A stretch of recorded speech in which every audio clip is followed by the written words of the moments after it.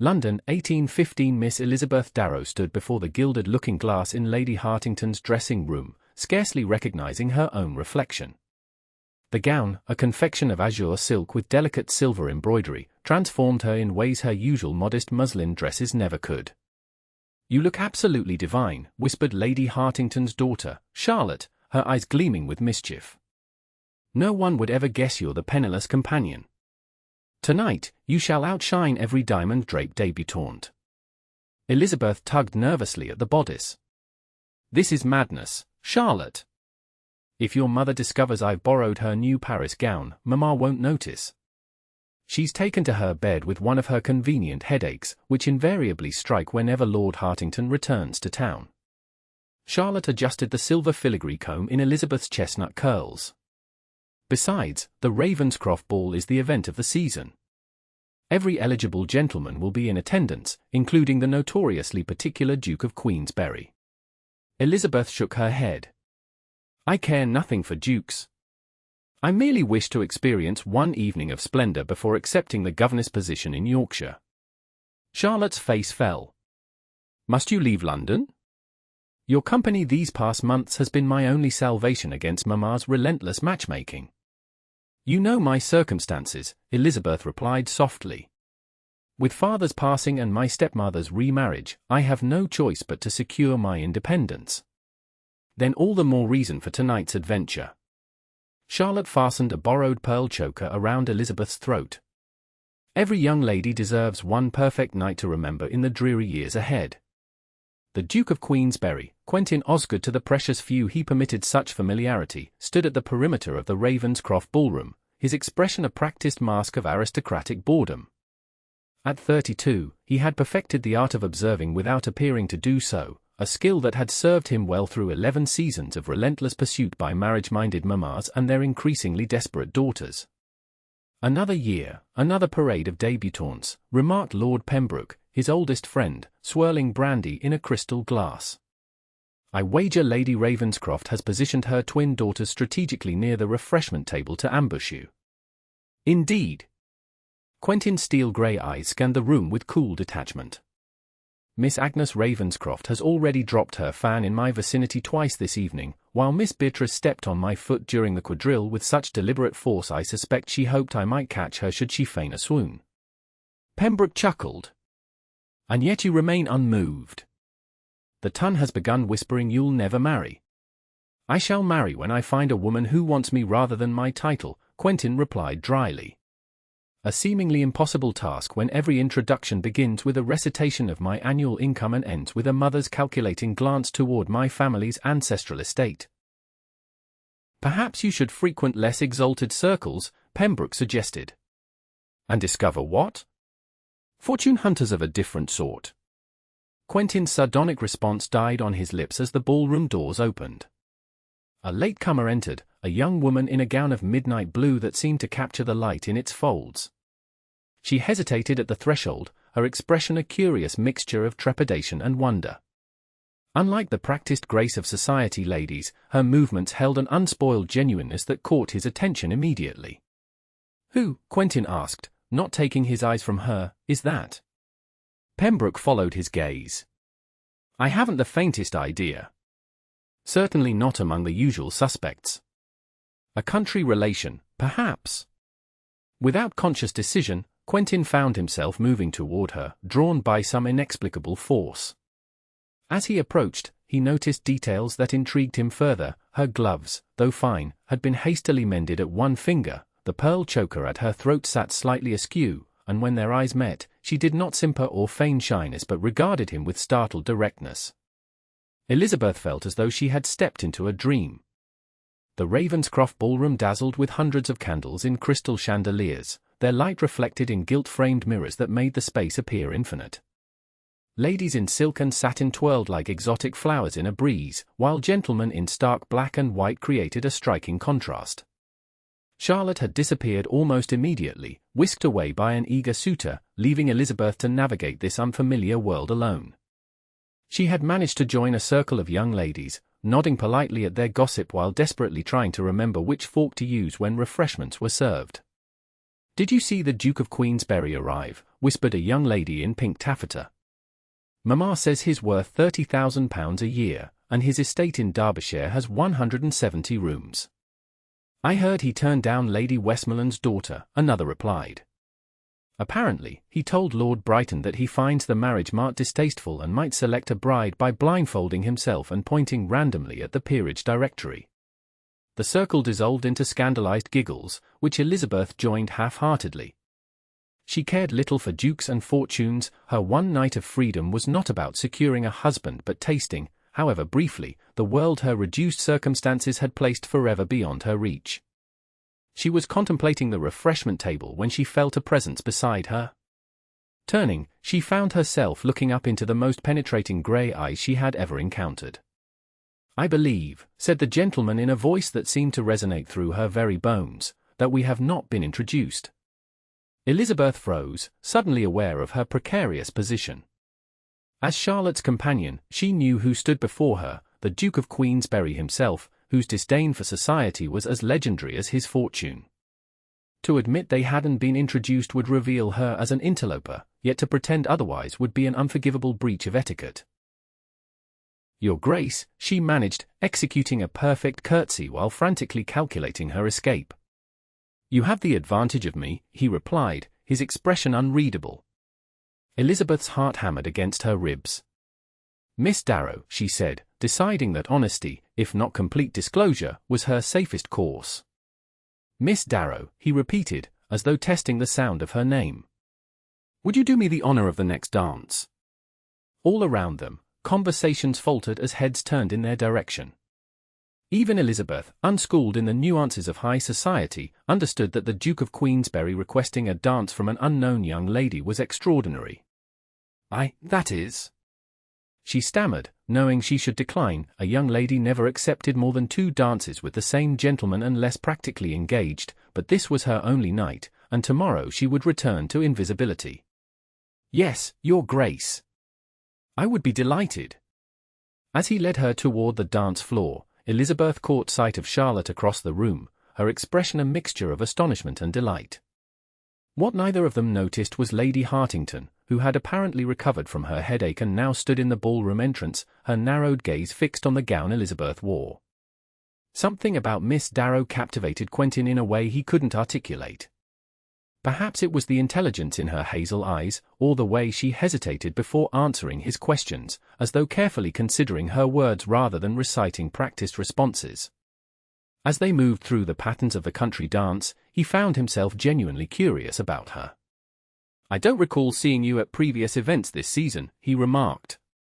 "No," she replied, a flash of wariness crossing her features. "I haven't attended many." "Then the loss has been society's," he said, surprising himself with the sincerity of the compliment. A becoming blush colored her cheeks. "You are too kind, Your Grace." "Rarely am I accused of excessive kindness, Miss Darrow. My reputation tends more toward the severe." "Perhaps because you maintain such careful distance from those around you," she observed, then immediately looked mortified at her boldness. Quentin's eyebrows rose. Most young ladies simpered and agreed with whatever he said, hoping to please. "You're remarkably forthright." "Forgive me," she said quickly. "I spoke out of turn. On the contrary, I find your honesty refreshing." The dance brought them together again, and he caught a subtle fragrance, not the overwhelming perfumes favored by society ladies, but something simpler, like lavender and lemon verbena. "Tell me, Miss Darrow, what do you enjoy besides speaking uncomfortable truths to dukes?" Her lips curved into a genuine smile that transformed her entire countenance. "Books, Your Grace. I'm particularly fond of poetry and natural philosophy." "Natural philosophy?" "Not the typical interest of young ladies." "I've never aspired to typicality," she returned, then added softly, "though circumstances often demand conformity." Before he could inquire about these mysterious circumstances, the music ended.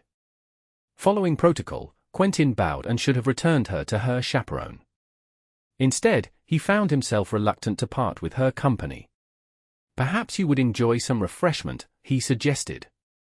Her eyes darted around the room. "I should return to," she stopped abruptly, her face paling as she looked toward the entrance. Quentin followed her gaze to see a formidable-looking matron in burgundy silk, her expression thunderous as she scanned the ballroom. "An acquaintance of yours." "I must go," Miss Darrow said urgently. "Thank you for the dance, Your Grace." Before he could respond, she slipped away, moving with surprising speed through the crowd. Perplexed and intrigued, Quentin watched her disappear through a side door, leaving him, for the first time in years, thoroughly captivated by a woman whose name he barely knew. Elizabeth fled through the warren of corridors in Ravenscroft House, her heart pounding. Lady Hartington had arrived, which meant discovery was imminent. She needed to find Charlotte, return to the dressing room, and change back into her plain brown dress before scandal erupted. "Miss Darrow!" The voice stopped her in her tracks. Turning, she found the Duke of Queensbury striding toward her, his expression determined. "Your Grace, please," she said, desperation making her forget propriety. "I cannot explain now, but I must leave immediately. At least allow me to escort you to your carriage." Elizabeth almost laughed at the absurdity, as if she had a carriage. "That won't be necessary. I just need to find Miss Hartington." Understanding dawned in his eyes. "You're a companion to the Hartington family." Heat flooded her cheeks.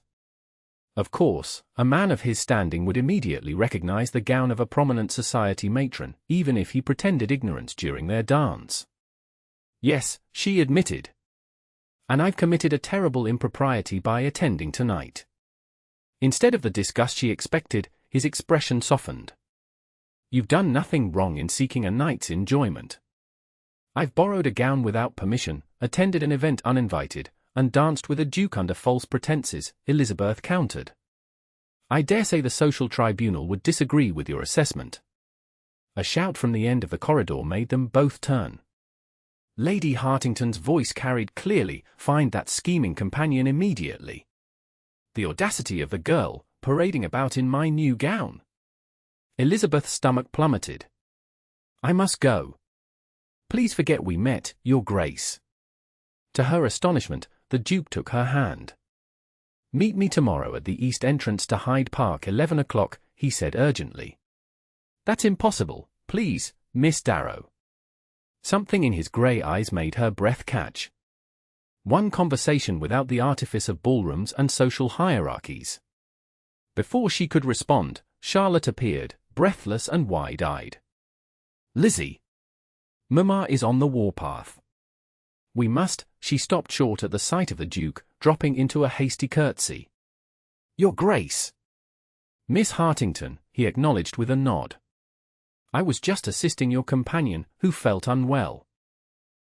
Charlotte's quick mind grasped the situation immediately. "How kind of you, Your Grace. I shall take care of her now." As Charlotte pulled her away, Elizabeth risked one glance back.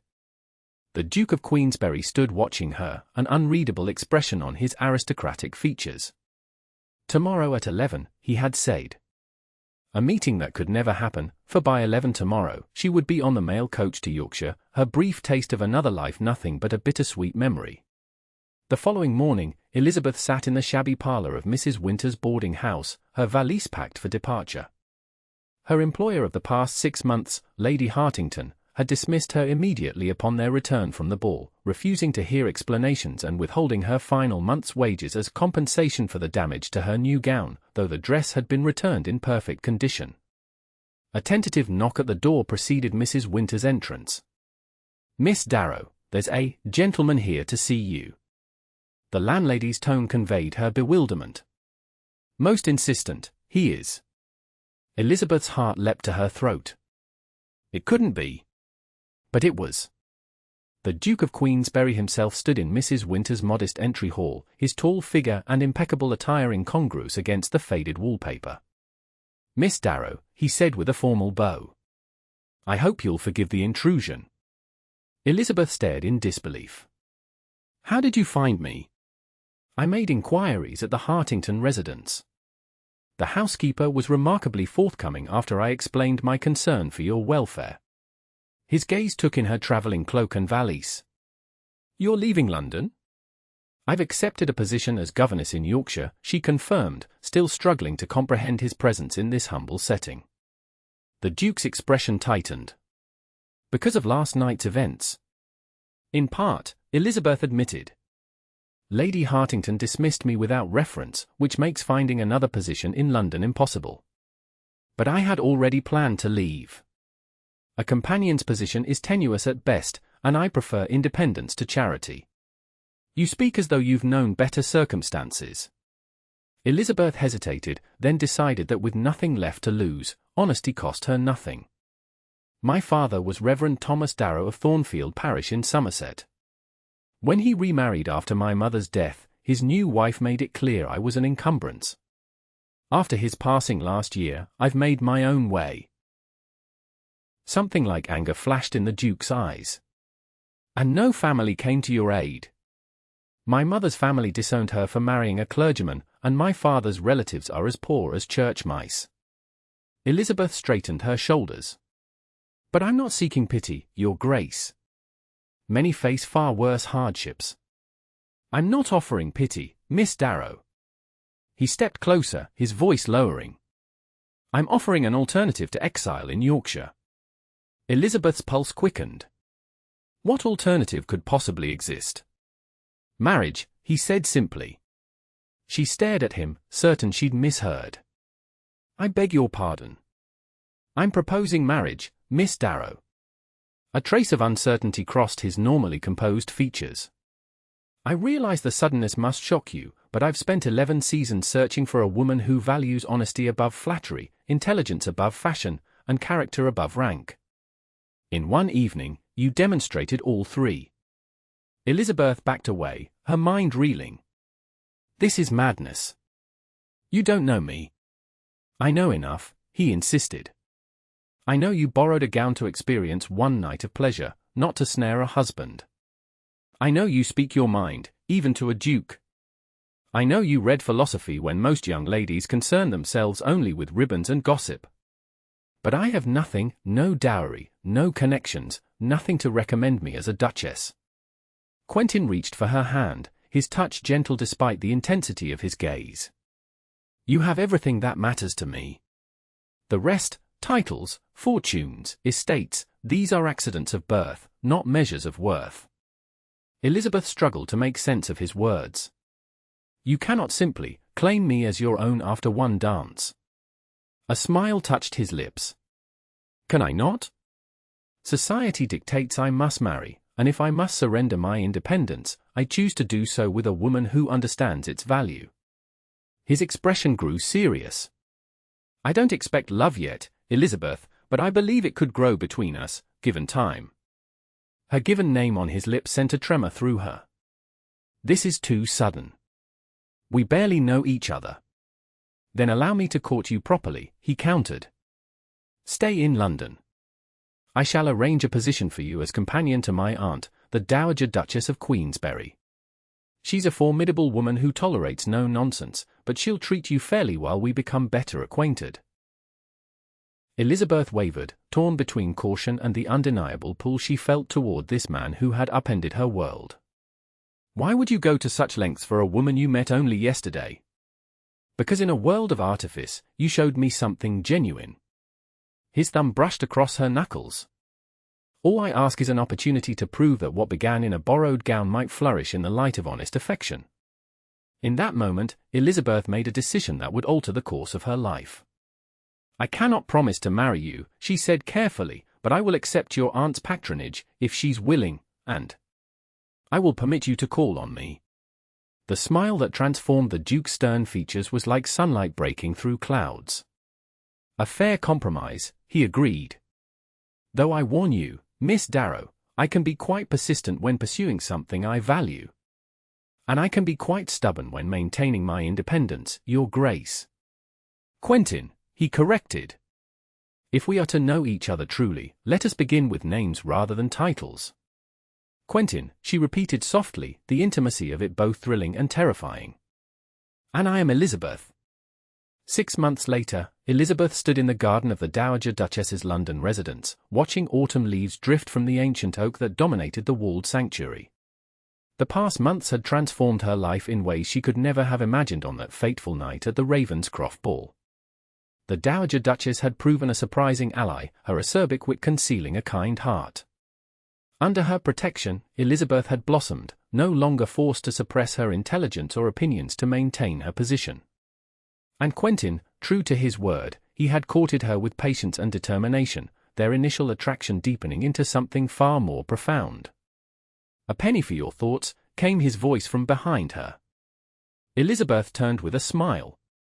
"They're worth at least a shilling, sir."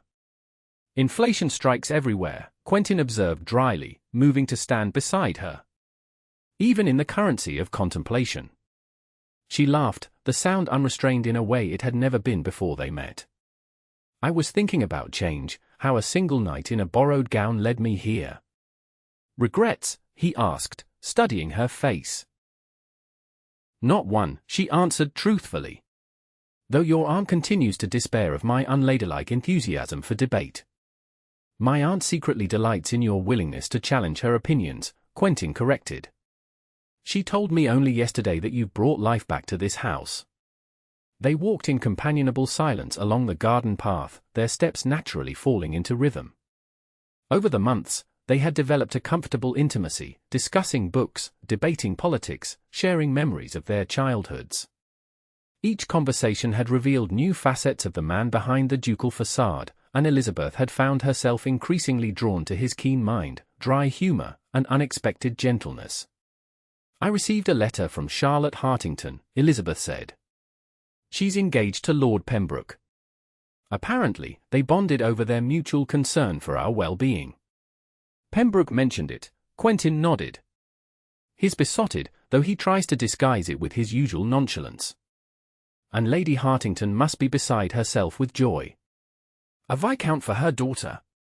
"Actually," Quentin's lips twitched with suppressed amusement, "Pembroke tells me she initially opposed the match." Elizabeth stopped in surprise. Why would she object to such an advantageous connection? Because her daughter fell in love with a friend of the scandalous Miss Darrow, who bewitched the Duke of Queensbury through some nefarious means. His grey eyes danced with mischief. "Apparently, we are the talk of the town, a cautionary tale for proper young ladies everywhere." "How dreadful for your reputation," Elizabeth teased. "To be linked with such a disreputable female." "Indeed. My standing has never been higher." Quentin took her hand, his expression growing serious. "Which brings me to the purpose of my visit today." Elizabeth's heart quickened as he led her to a stone bench beneath the oak tree. For weeks, she had sensed a shift in their relationship, a tension, not unpleasant, but expectant. "6 months ago," he began, "I asked you to marry me, and you wisely insisted on time to know each other truly before making such a decision." "I remember," she said softly. "In that time, I have discovered that my initial assessment of your character, remarkable as it seemed then, fell woefully short of capturing your true worth." His voice deepened with emotion. "Your kindness to my irascible aunt. Your determination to help the foundling hospital despite society's disapproval. Your refusal to let past hardships embitter you. Each day reveals new reasons why you are the only woman I can imagine sharing my life." Elizabeth felt tears gathering as Quentin dropped to one knee before her. "I love you, Elizabeth Darrow," he said simply. "Not for a night's enchantment in a borrowed gown, but for the woman you are every day, in every circumstance. Will you do me the great honor of becoming my wife?"